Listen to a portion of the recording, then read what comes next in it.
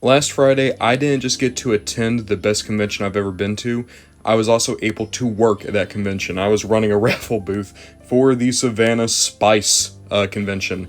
What that convention was, it was a convention for local artists all throughout the Savannah area.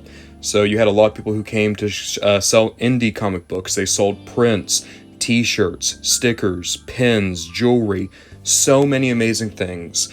It is the single best time I've ever had at a convention, and that's saying something because I was also having to work that convention, but this was what I guess you could call the convention hall.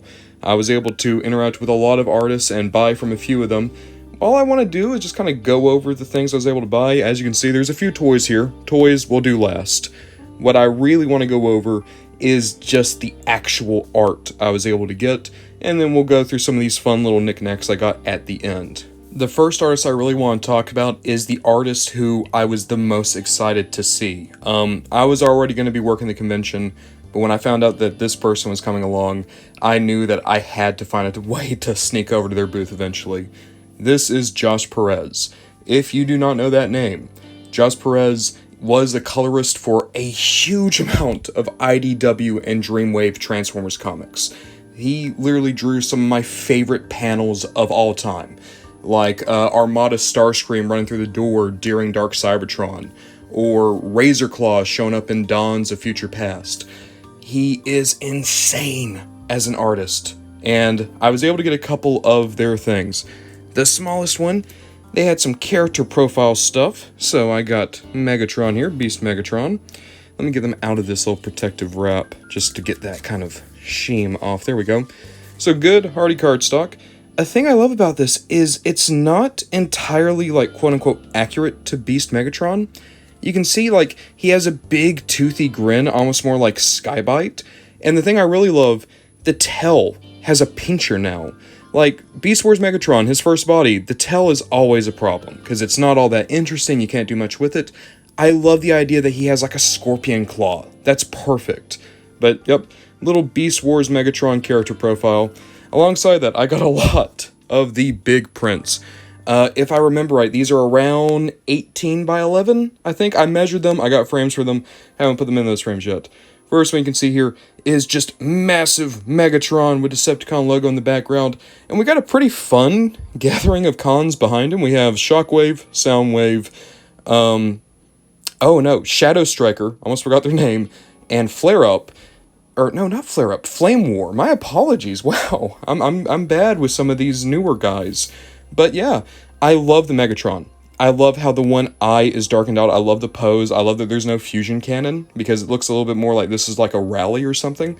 I also like the fact that these are all Generations figures.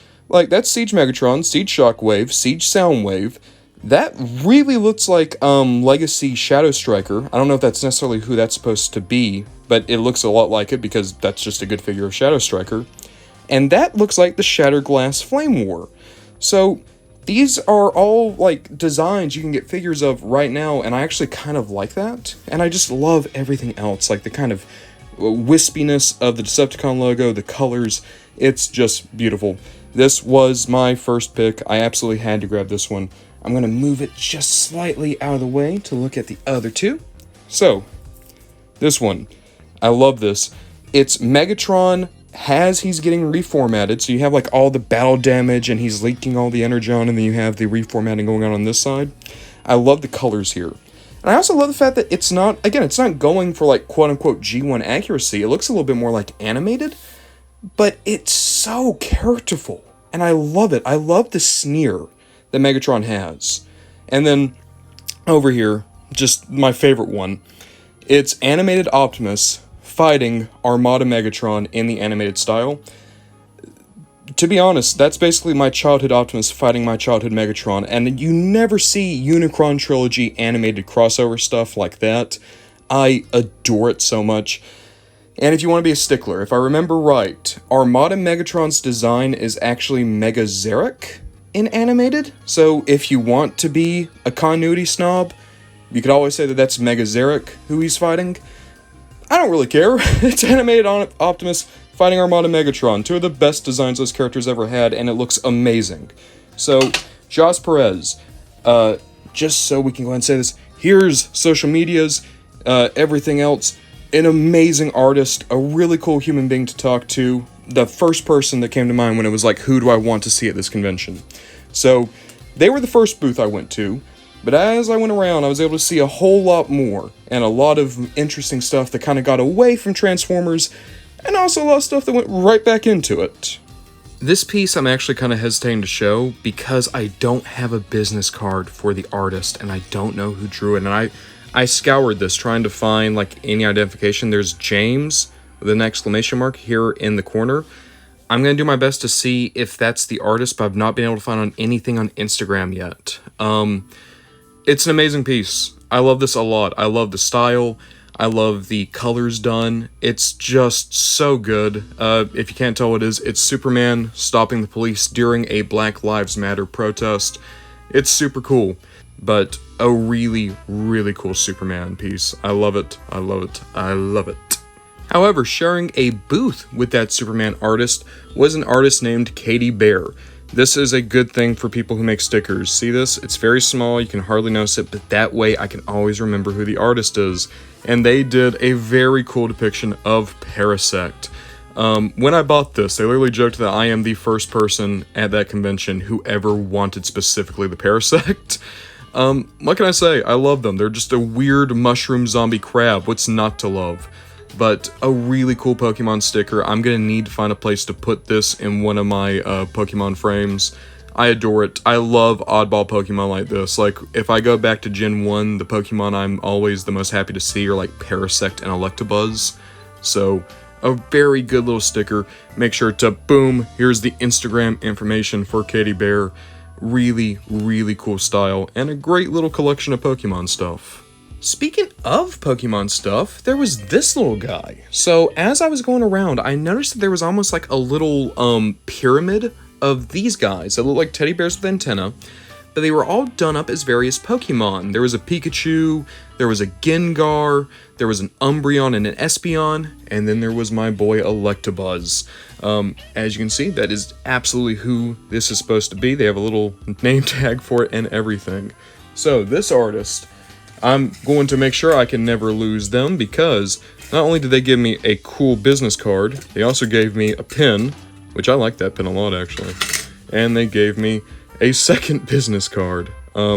So I'm going to butcher that name, but it's Cherie Fruehan, I believe. So that's that, and then we got business card here on the back. You can see their website, CherieFruehan.com, at Cherie Fruehan, that's their Instagram. Even still, boom, Instagram, just like we did with Josh Perez and Bair. I really, really like this. They have other dolls in this style. They have a ton of art and some sculptures. They're all super cool. But because I'm a corporate sellout, of course, I have to go for my Electabuzz. Kind of like with Parasect. I was told apparently I'm the only person to ever go for Electabuzz specifically. What can I say? I know what I like. Next up is this funky little guy. So this is made by my buddy Roman. What he does is he gets scans of old VHS boxes and he turns them into magnets. It's so smart. It's one of those ideas that when I heard it, I was like, how has no one else ever thought of doing that? That's $1 million idea. Right now, these are sold at Greyface and in Planet Fun here in Savannah. So very local things.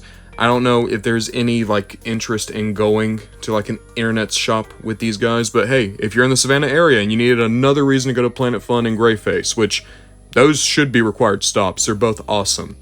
That's when you can get these. Most of them are horror movies, so things like Night of the Living Dead, Day of the Dead, Dawn of the Dead, a lot of dead stuff now that I think about it. But there are a couple of other things mixed in there, like Jurassic Park, and of course Transformers the movie. Also, this is the first time I've ever noticed, in this poster, there's no Hot Rod. That's so weird to me. He's the main character. He's not on the poster. I know that it's supposed to be a twist that he's Rodimus Prime, but come on, Wheelie made it on, but not Hot Rod. That's weird, man. Upon further research, I realized I'm wrong. Rodimus is on the poster. There. In the corner. In just a way where you can't even tell it's him. The final thing I got were these stickers, in terms of the art, that is. These are amazing. So the vendor had G1 and animated styles. As you can see, We got Soundwave with the cassettes. I love Little Cat Ravage. Look at that, they're so adorable. Alongside that, we have G1 Starscream, looking as only G1 Starscream can, that is to say absolutely fabulous. And then representing animated, I was able to get animated Megatron. Oh my god, I just realized he's playing with himself. Oh my god! I thought he was holding his swords. No, he's holding a smaller version of his vehicle mode. Look at him! The smug little guy. I love that. And then also from animated, it's animated Ratchet.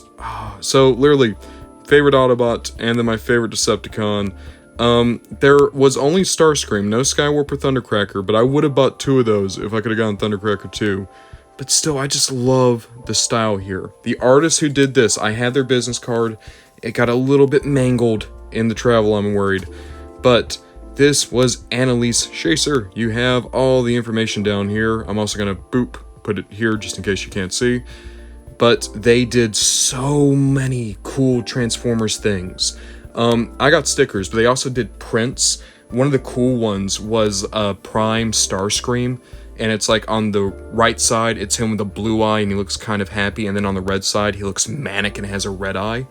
It's so cool. I only got these stickers, but they, at the time, said they apparently don't have an online shop, but after how well things went at this con, they might be trying to set that up. So, hey, if you want really cute Transformers stickers, that's the person to go with. However, the reason why I saved them for last is because they were also selling off some Transformers figures. So we've looked at these adorable stickers. Now let's look at some of the toys I bought off them. Look at this absolute unit. I love this little squadron of guys I was able to get. Keep in mind, that was from our friend here. They just had a big bag of used Transformers that they were looking to sell, and you can tell, these are childhood survivors. Are they in the best condition? No.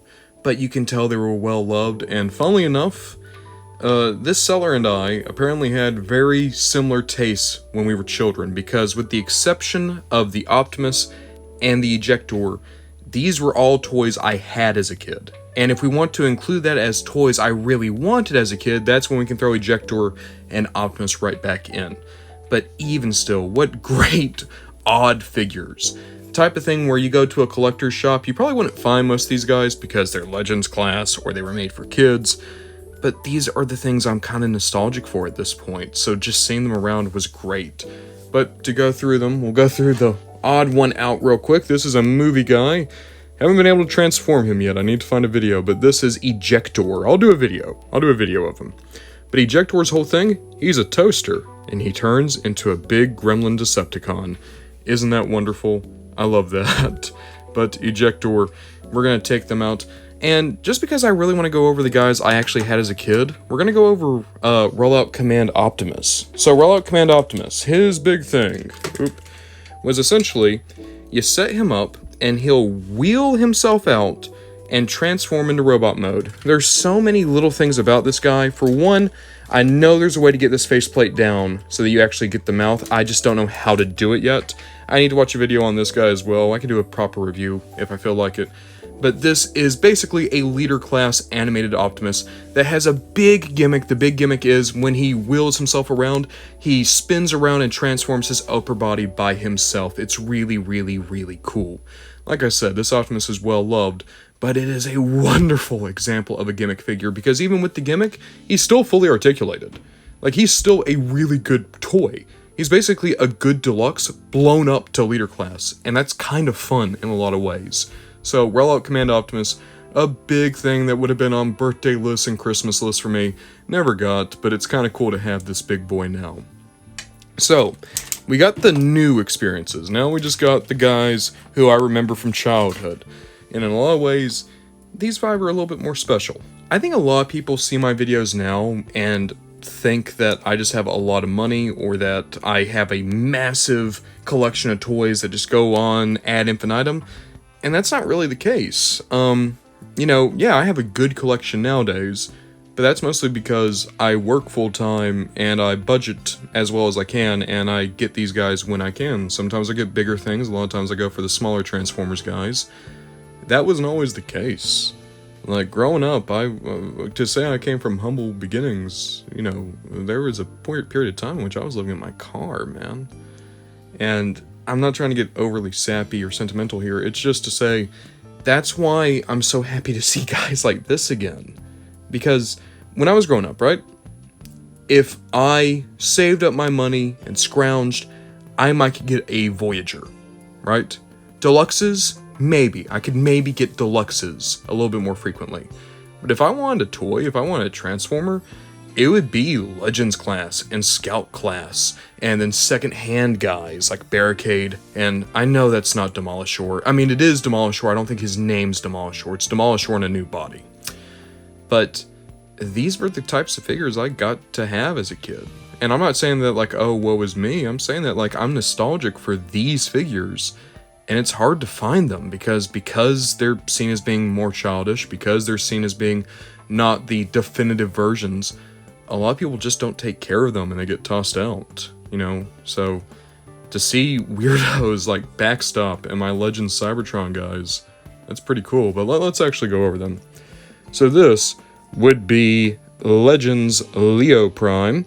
So he's missing his claws, which weirdly enough, mine from childhood was also missing claws, but he still has his tail. And yeah, it's literally just Leo Convoy or Leo Prime done in the Legends Cybertron mold. It works really, really well. I always think this guy has a waist joint. He doesn't. That's just for transformation. But alongside that, you know what? No, we're going to save him for last. We're going to save Optimus for last. We'll go to Backstop next. Backstop would have been one of the first toys I ever bought with my own money, but that was Universe Backstop. This Backstop that has the purple. And man, I loved him. I loved him so much. I loved his crab claw. I loved the fact that he was just a rhino, man.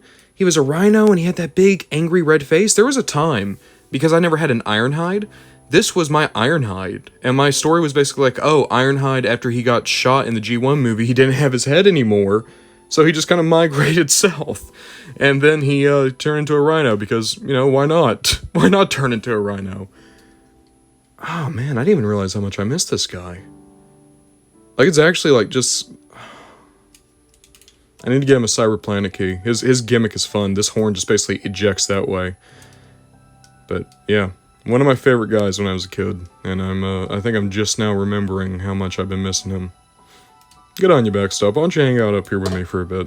Speaking of people who hung out with me, when I first went around and got my stickers, that's when I also bought this Barricade. Barricade was the only toy I bought until I went back to this booth later.